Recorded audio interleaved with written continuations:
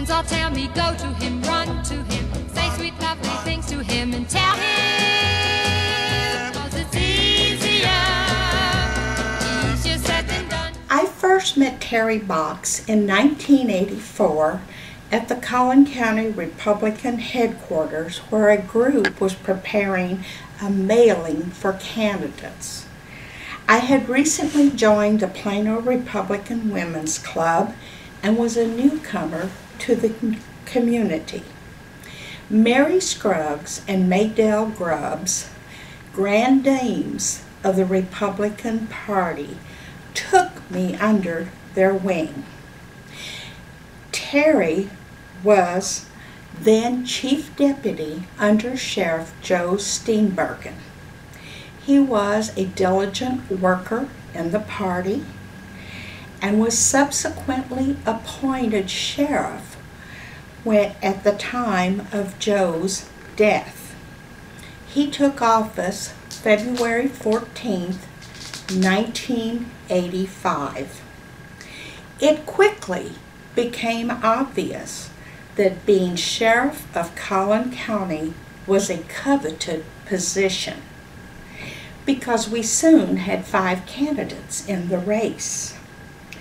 I can remember everyone telling Terry and Rendy that not only did they need to prepare for the primary, but a runoff, because it was highly unlikely that any candidate would receive 50% plus 1 vote in the primary.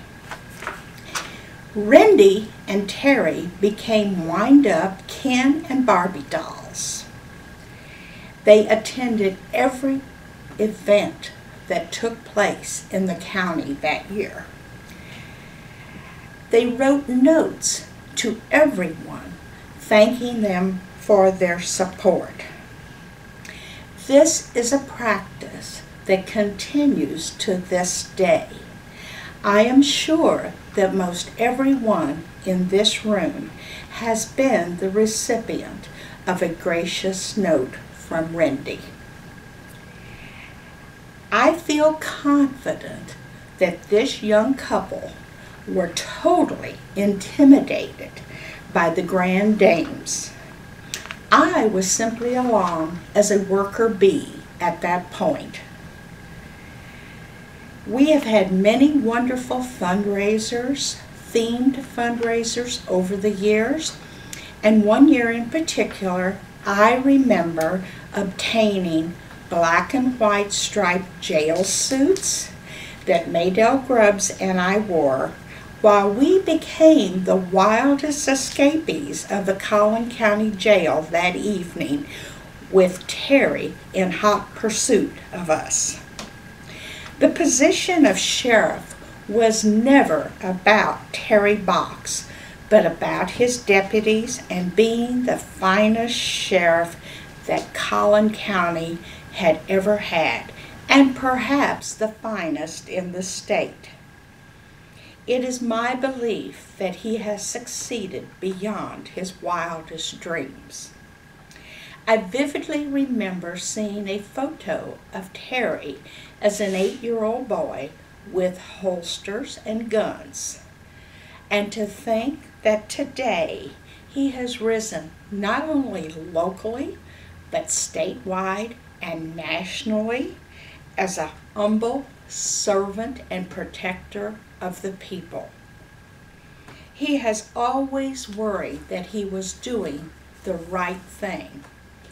I can remember being the recipient of many late-night calls pondering an election dilemma. More politicians should emulate his behavior. I would be remiss to not mention the close relationship that Rendy and Terry and my family developed over the years. Births, weddings, illness, and yes, death have brought us together. you could always count on the boxes being there for you, and my family has tried to reciprocate. I think of them not only as a political friend, but family. Terry, may God bless you and Rendy as you embark on your new journey.